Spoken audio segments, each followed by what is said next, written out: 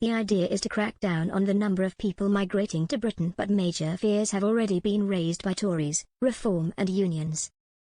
Immigrants will have to wait up to 10 years before becoming British under a crackdown being unveiled by Labour on Monday. Home Secretary Yvette Cooper will end automatic settlement and citizenship for anyone living in the UK for 5 years. Migrants will instead have to spend a decade in the UK before applying to stay unless they can show a real and lasting contribution to the economy and society. Ms. Cooper on Sunday said that the care worker visa would be closed for overseas recruitment as part of the overhaul. The government will also raise English language requirements across every immigration route, as ministers look to bring down net migration, which reached 728,000 last year. But Shadow Home Secretary Chris Philpempe was left unimpressed and said, "Keir Starmer pretends to be tough, but just weeks ago his MPs voted against our 10-year residency and economic contribution test for indefinite leave to remain. Now he says that immigrants who make no contribution should still be allowed to stay." He is trying to steal credit for recent substantial reductions in visa numbers that resulted from Conservative reforms in April 2024.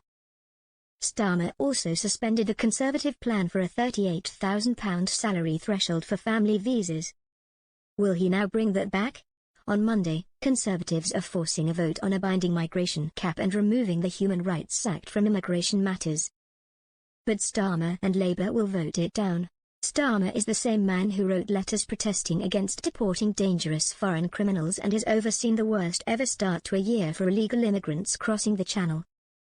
The idea that Starmer is tough on immigration is a joke.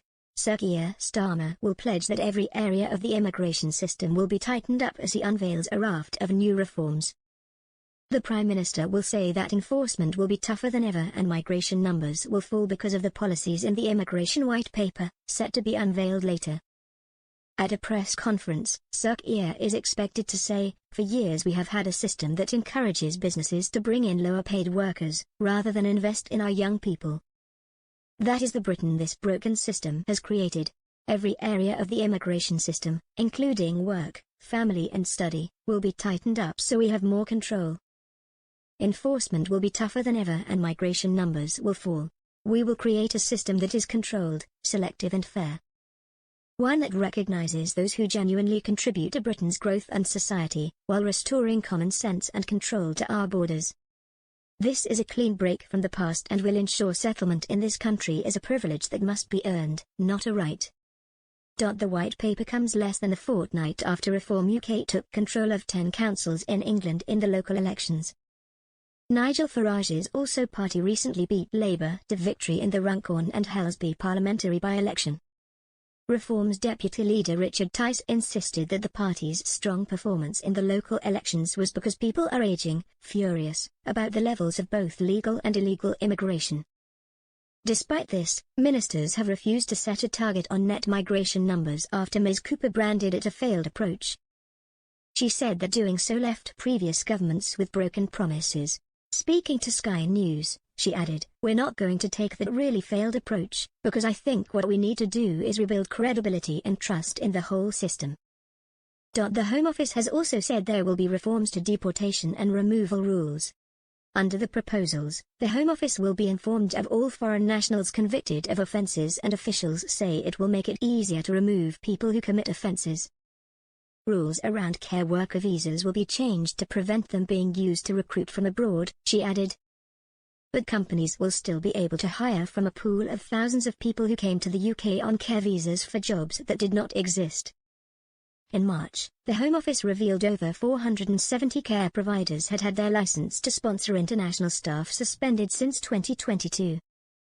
The Home Office said the crackdown on rogue care providers has seen around 40,000 workers displaced, many of whom are ready to rejoin the workforce. The UK's health and social care sector has played a significant role in driving migration. Visas issued for health and care workers and their families fell by more than 237,000 or 68% in 2024, from 348,000 in 2023 to 111,000 last year. Christina McCania, the Unison Union's General Secretary, said, "The NHS and the care sector would have collapsed long ago without the thousands of workers who've come to the UK from overseas." Migrant health and care staff already here will now be understandably anxious about what's to happen to them.